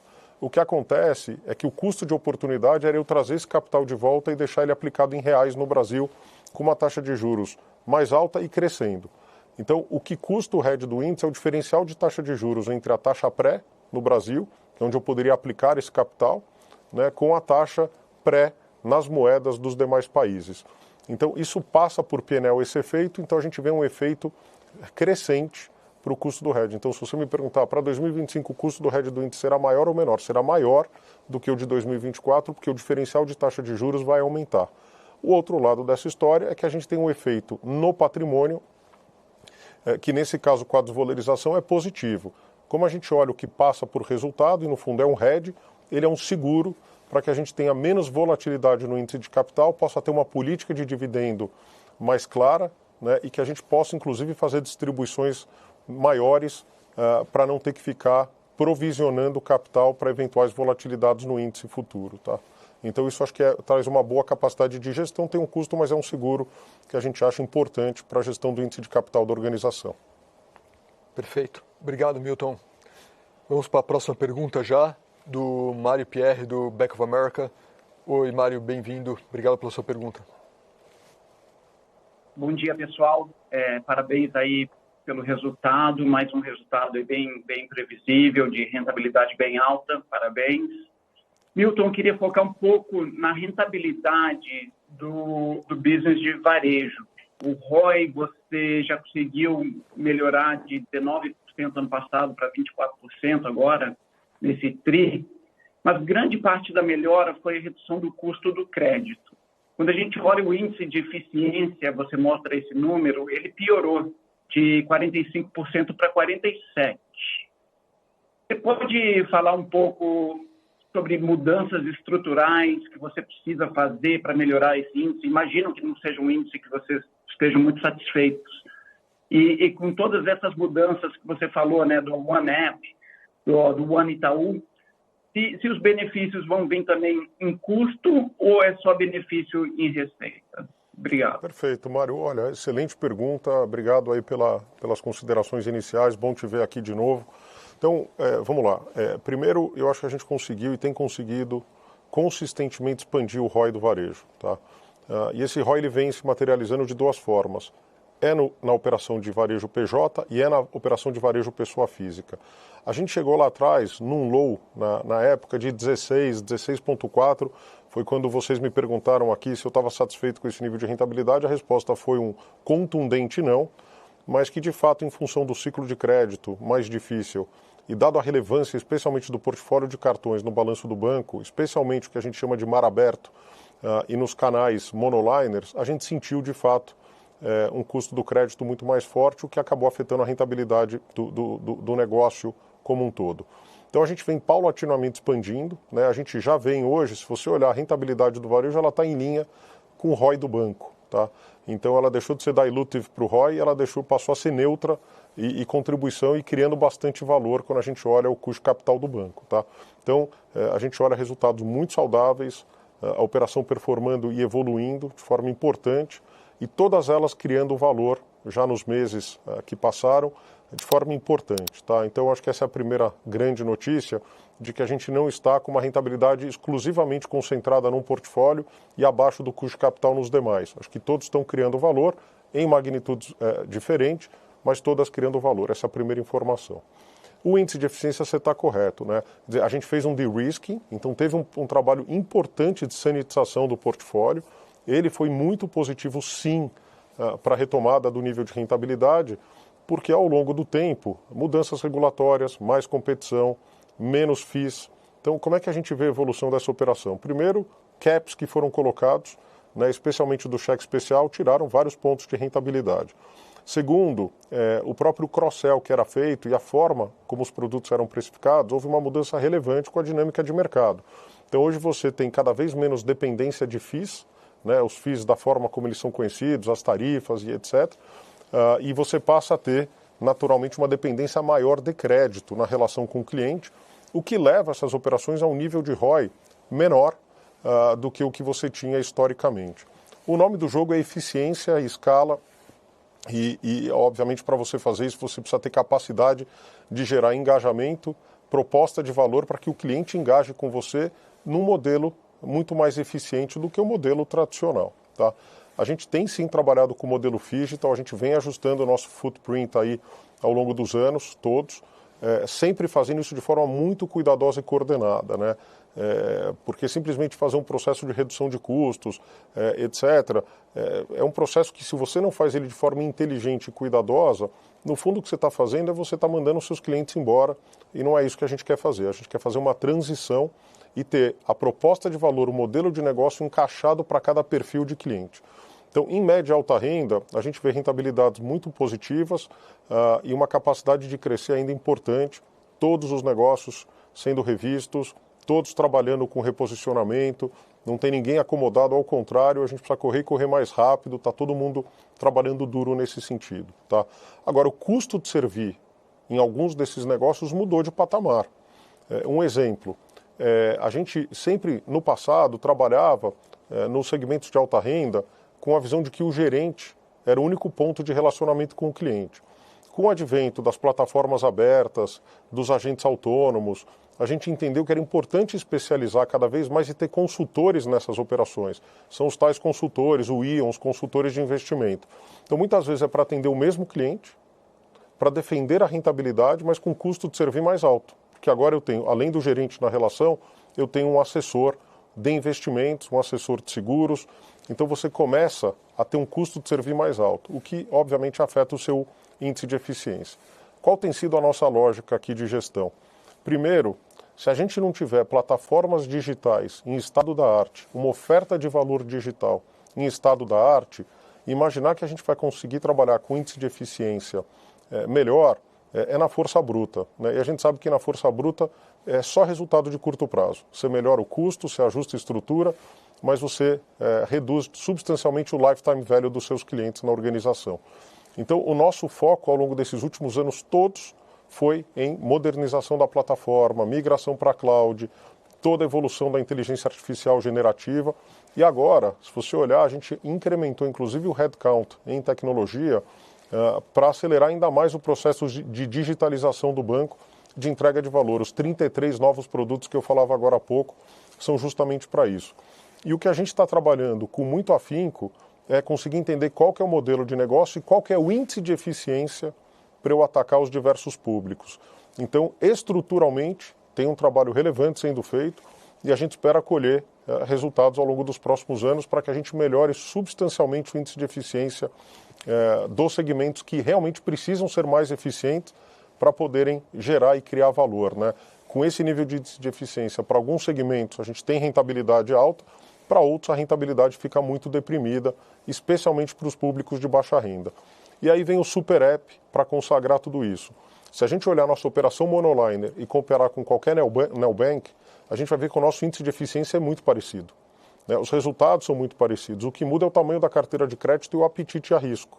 Tirando isso, a gente já tem capacidade hoje em crescer e atender esses clientes. E o Super App vai ser a forma mais eficiente para a gente poder atender esses clientes através de um aplicativo com toda a completude que ele precisa ter, para que o cliente que não tem capacidade, né, não tem bolso para ser servido por segmentos de média e alta renda, passe a ter uma oferta de valor muito mais eficiente. Então, esse é o trabalho do Super App, que serve não só para a base de clientes que está sendo migrada dos mono-apps, mas serve também para a base de correntistas que provavelmente vai conseguir ter uma completude de oferta muito melhor através de um Super App, de uma forma muito mais eficiente, com uma capacidade de geração de receita muito melhor e com uma experiência incrivelmente melhor. Então, essa é a nossa estratégia, é um caminho, mas eu diria que a gente nunca esteve tão avançado e tão bem para dar os próximos passos.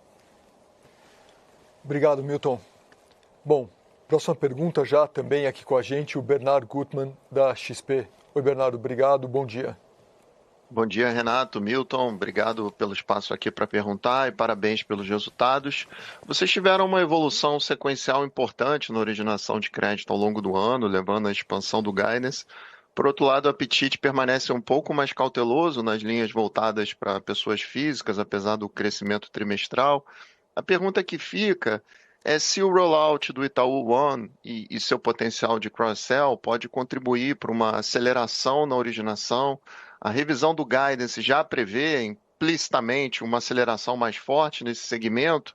Agora que esse processo de risk-off terminou, podemos esperar a carteira de pessoas físicas convergindo para um patamar maior, talvez mais próximo da carteira total nos próximos tris?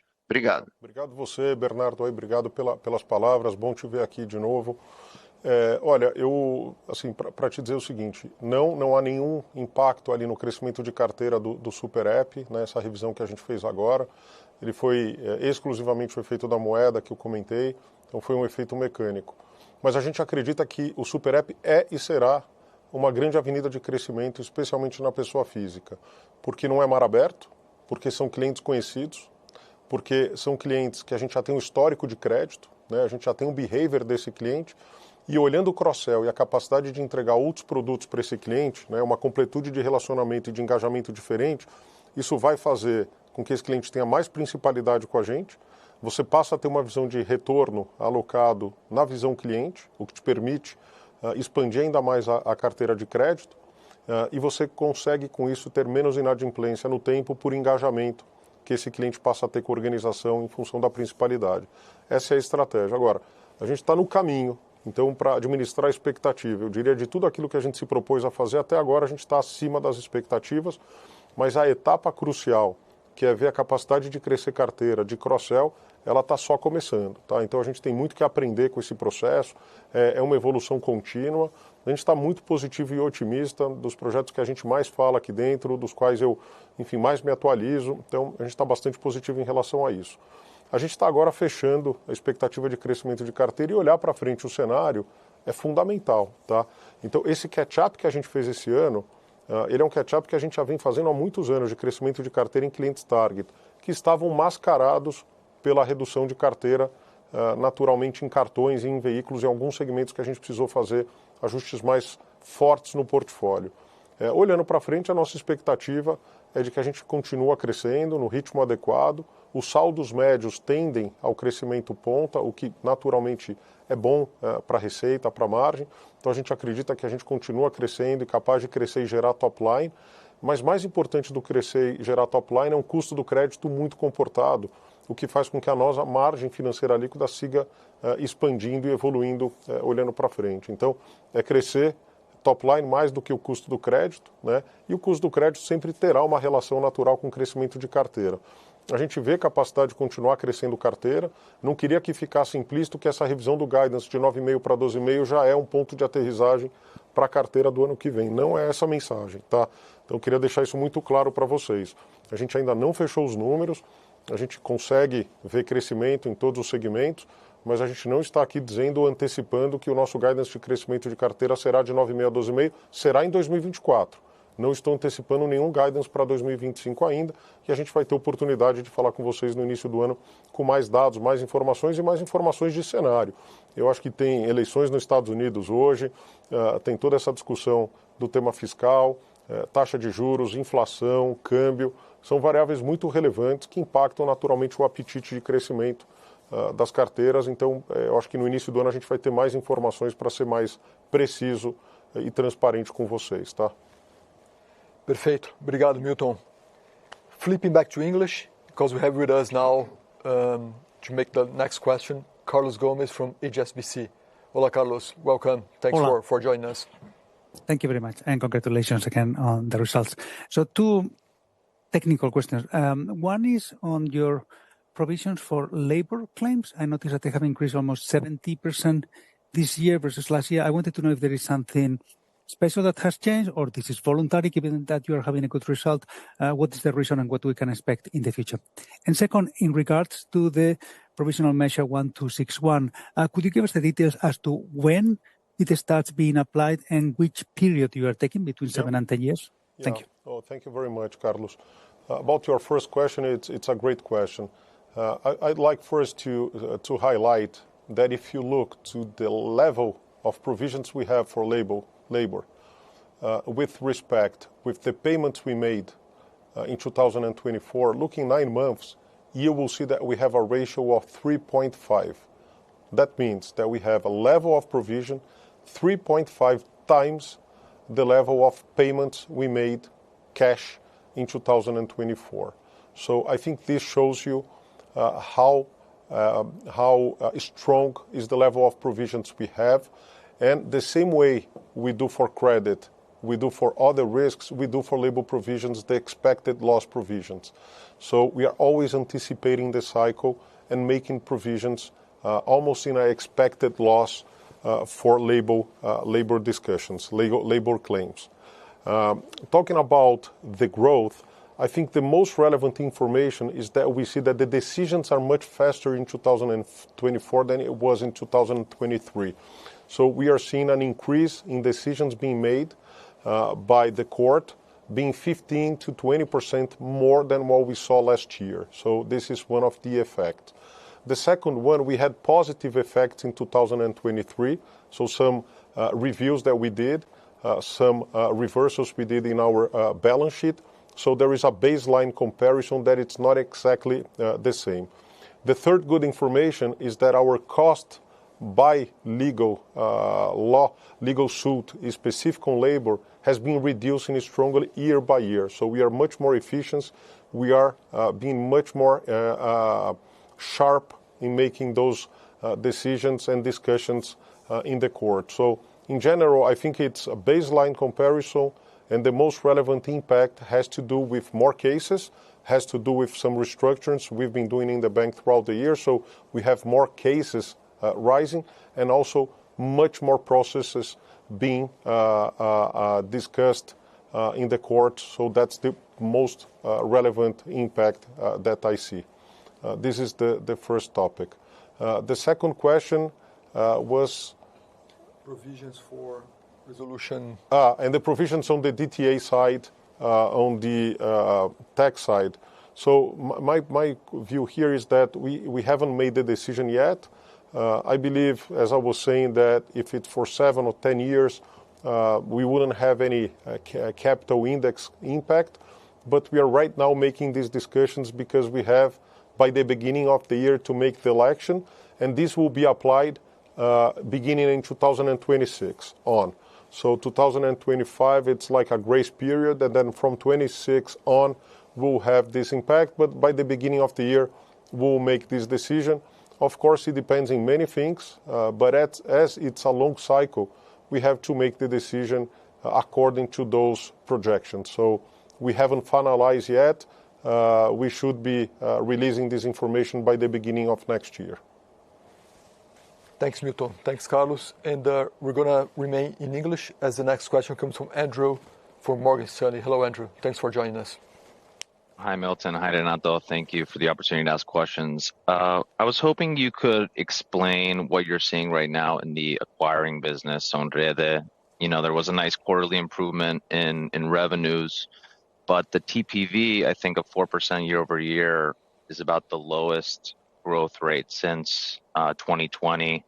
So is kind of curious, you know, what you think is driving that deceleration. Maybe it's competition. Maybe it's simply the fact that your disclosures don't include Pix, and there's a mix shift in the volumes to Pix, how that is impacting the business. And kind of curious on what you think will likely happen as Selic increases, whether you might see some other players try to increase prices, whether you may try to do the same. Just anything you can share on that side of the business would be helpful. Yeah. Thank you. Okay, thank you, Andrew, for your question. First of all, when you take Pix in consideration, you will see that it's specific on the debit side, Pix has a huge impact. Okay, that's for credit cards or debit cards, and that's for acquiring business on the debit side as well. We've been able, the way we show the acquiring business is not brilliant because it's separate in many lines of the MD&A. So part of the results are in the results of services. Part of the results is in the financial margin with the client. The cost of funding is there.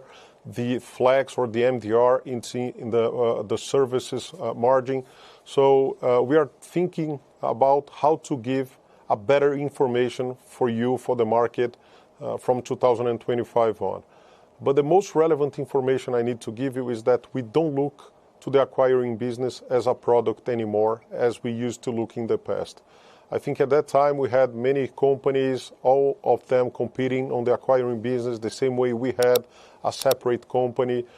We had public companies, so everybody with an eye on that specific business. For us, we look for payments. We don't look for acquiring anymore. So the business of payments is 10 times the business of acquiring if we consider all of them together. And this is just another value proposition that we have when we're talking about payments and receivables with our clients. So it's part of the portfolio, the huge portfolio that we have. We have the acquiring business as another product that we offer to our clients. We've been very cautious in pricing. The TPV is basically flat. We've been increasing the capability to increase more financial products. And of course, looking the relationship with the client as a whole, not only looking the relationship with the client on a product view. So this is basically what we are seeing. We've been able to defend market share somehow. We are the leading company in the market. we see a lot of efforts going on, but the way we see sometimes the market putting more people to sell, this is not the way we believe is the right way to move forward. Because at the end of the day, you can sell a lot, but you don't guarantee and you don't reduce necessarily the churn.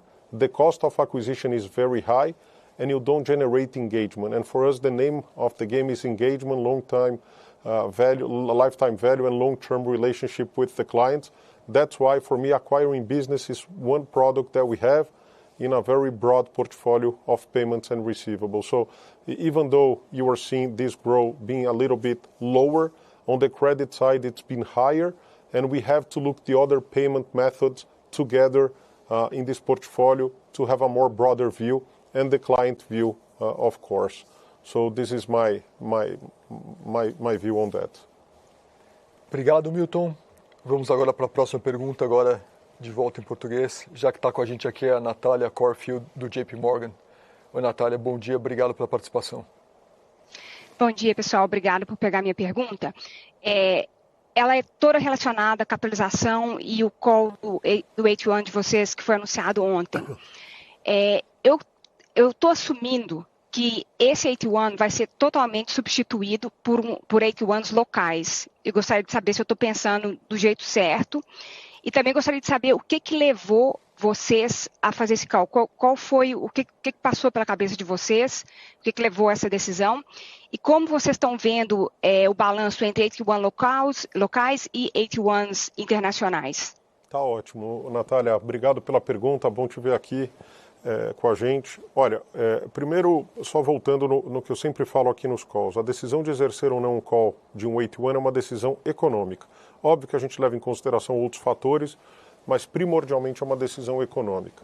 Tá? Primeira informação. Segunda informação é que a gente não tem a obrigação, né, e nem a diretriz, a gente não se autoimpôs essa diretriz de andar com o tanque cheio. Né? O que eu quero dizer com isso, a gente não quer necessariamente andar com um e-mail fully loaded, porque depende muito do nível de capitalização que o banco tem. Com o CET1 de 13,7, se a gente não tiver uma capacidade de ir ao mercado de forma muito eficiente, não faz sentido a gente ficar carregando dívidas com um patamar de cupom e de juros tão alto. Tá? Então, as decisões elas não são necessariamente 100% correlacionadas. Obviamente, a gente exerceu o call porque a gente viu uma oportunidade de emitir localmente em condições mais competitivas do que simplesmente fazer o reset e continuar com esse perpétuo aberto. Tá? Essa foi a principal decisão. Agora, não necessariamente eu vou acessar o mercado local no mesmo volume do exercício do call, porque a gente tem tolerância para vir abaixo de 1,5 se for necessário. Se tiver oportunidade de captar um volume que seja equivalente ao que a gente exerceu de call no mercado externo, a gente vai buscar essa oportunidade no mercado local. Mas para a gente, de novo, a visão econômica, preço e oportunidade é mais importante do que o volume da oferta. Tá? Nesse caso, só para te dar números, a gente emitiu de setembro a outubro 3,8 bi de reais em perpétuos no balanço local, e a gente exerceu esse call agora de 1 bi 250. Portanto, a gente emitiu menos reais do que o call que a gente está exercendo agora, e a gente está muito bem com isso, ainda que o AT1 venha para um patamar ligeiramente abaixo de 1,5, que é o máximo regulatório. E isso é muito importante, e volto no meu ponto original, porque isso não impacta a política de dividendos da organização. Então, quando eu exerço um call de um AT1 e reduzo o nível de AT1 do balanço, né, nos índices de capital do banco, isso não significa que eu estou recomprando, como se fosse uma recompra de ações e, portanto, reduzindo o payout da organização via dividendos ou JCP. Não tem nenhuma relação, a gente sempre vai olhar para o capital CET1 da forma como a gente divulga, e é lá que a gente toma as decisões para o pagamento do dividendo. Então, a decisão foi econômica, a gente entendeu que no preço atual era mais eficiente emitir localmente do que continuar carregando essa operação, ainda que a gente pudesse emitir um volume menor do que a gente teve de call sendo exercida. E essa vai ser sempre a lógica das nossas decisões. Então, olha, vai ter um call agora em março do ano que vem, como é que vocês vão decidir? Mesmo racional, dependendo de condições de mercado à época, olhando para o mercado doméstico, olhando para o mercado internacional. Quer dizer que vocês vão emitir novas ou não? Não sabemos, não temos necessidade, acho que essa é a principal informação. O duro quando você vai ao mercado, quando você tem necessidade, é porque aí preço não é uma variável que você controla. A gente tem conseguido fazer isso com antecipação para conseguir fazer isso no melhor preço, na melhor oportunidade possível, para que economicamente seja uma decisão de gestão de capital adequada, tá? Perfeito, obrigado, Milton. And now we're going to switch back to English for the last question of the day, the last but not least, with Nicolas Riva from Bank of America. Hello, Nicolas. Great to have you here. Thanks for your question. Hi, Renato. Thanks very much for the chance to ask questions. And hi, Milton, as well. So I have a follow-up question on what Natalia asked before. So she asked about the AT1s, and your point was clear that you can have less than 150 basis points of AT1 capital, so we shouldn't expect, I think, an issuance in the international market, at least of AT1s. Regarding the Tier 2s, you have also announced recently you're going to be calling the 29s in November. The impact on capital is smaller. I think it's only 30 basis points. You have also been raising Tier 2 in the local market. In that case, should we assume there are no plans really to issue Tier 2 in the international market? That's my question on the Tier 2s. And then second question on IFRS 9. So you had a slide in the presentation, and it seems that your message is there's not going to be any significant impact on provisions for loan losses on capital ratios. I understand you are already using expected losses to calculate provisions for loan losses. In terms of the way you disclose asset quality, I believe you're going to be breaking out the loan portfolio in 3 stages based on the number of delinquency days. I want to confirm that stage 3 loans are going to be defined as 90-plus day NPLs as well. Thanks, Milton. Yeah, thank you, Nicolas. Well, first of all, the same comments I made for the AT1 applies to the AT2, okay, to the Tier 2, not AT2. So that means that on an economic perspective, we're going to be looking to the market, what are the market conditions, the price. Of course, we know the relevance of having an international curve for our debt. So we always try to have a mix in the way we fund the balance sheet of the organization.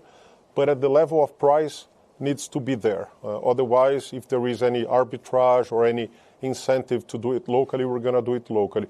If the price conditions, or if we understand that we have pricing conditions to do something offshore, we'll be there as well. So it's not only price. Price, it's a relevant input of our decision, but we take in consideration other information as the one I was saying, the deepness of the market, how much I can raise, the needs that we have, if it's important to have a curve in US dollars, and to have, of course, investors being served by this debt. So we take all of this in consideration, and this is the way we're going to proceed.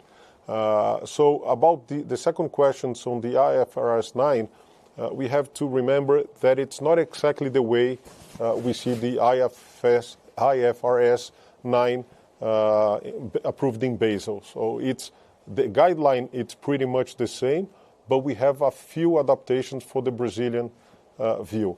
And this has to do with many topics, so it's not exactly the way we provide the IFRS 9 today. It's a different way. So we are very comfortable about the level of the stages we have. You won't see many changes. There is some changes in accrual. For today, we have to do in 60 days. It's going to be changed for 90 days. So in the other hand, the provisions for securities, we have to do an expected loss. So as soon as we have all the balance sheet consolidated there, you won't see a very big difference in what we release today, but there is some adaptations for local laws, local regulation that we have to take in consideration.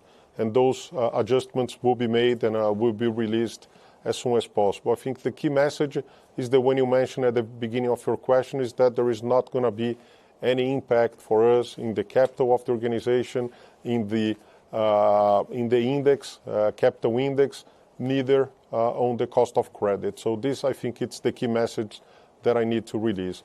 Other adjustments may be seen, but not relevant at all. Obrigado, Milton. E com essa, foi a última pergunta que a gente recebeu aqui dos analistas, mas lembrando também, recebemos muitas perguntas pelo canal do WhatsApp, serão todas respondidas diretamente para quem perguntou pela equipe de RI. Com isso, queria te passar de volta, Milton, só para você terminar aqui o nosso call de hoje com as suas últimas mensagens para a nossa audiência aqui do call. Obrigado, Milton.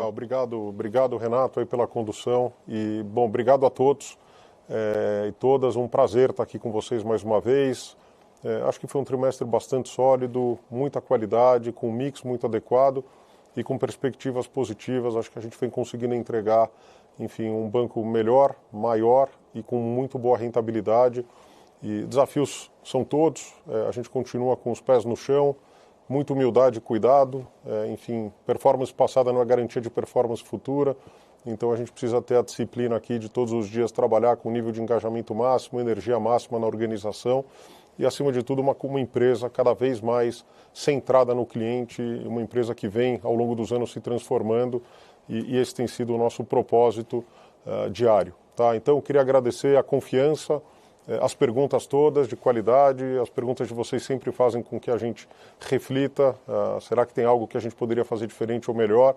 Como a gente diz na nossa cultura aqui, a gente não sabe tudo, mas a gente vai de turma, a gente realmente está com uma energia super, super positiva e otimistas, somos otimistas de plantão. Enfim, são mais 100 anos aí pela frente, então temos muito trabalho pela frente. Queria agradecer mais uma vez a todos vocês que puderam assistir e participar aqui dessa apresentação e a gente se vê em breve. E vai ser um call sempre mais animado, guidance, dividendo, né? Falamos bastante de dividendo, esperem notícias positivas e também sobre o resultado do quarto TRI. Agradeço a todos mais uma vez, um abraço e até a próxima.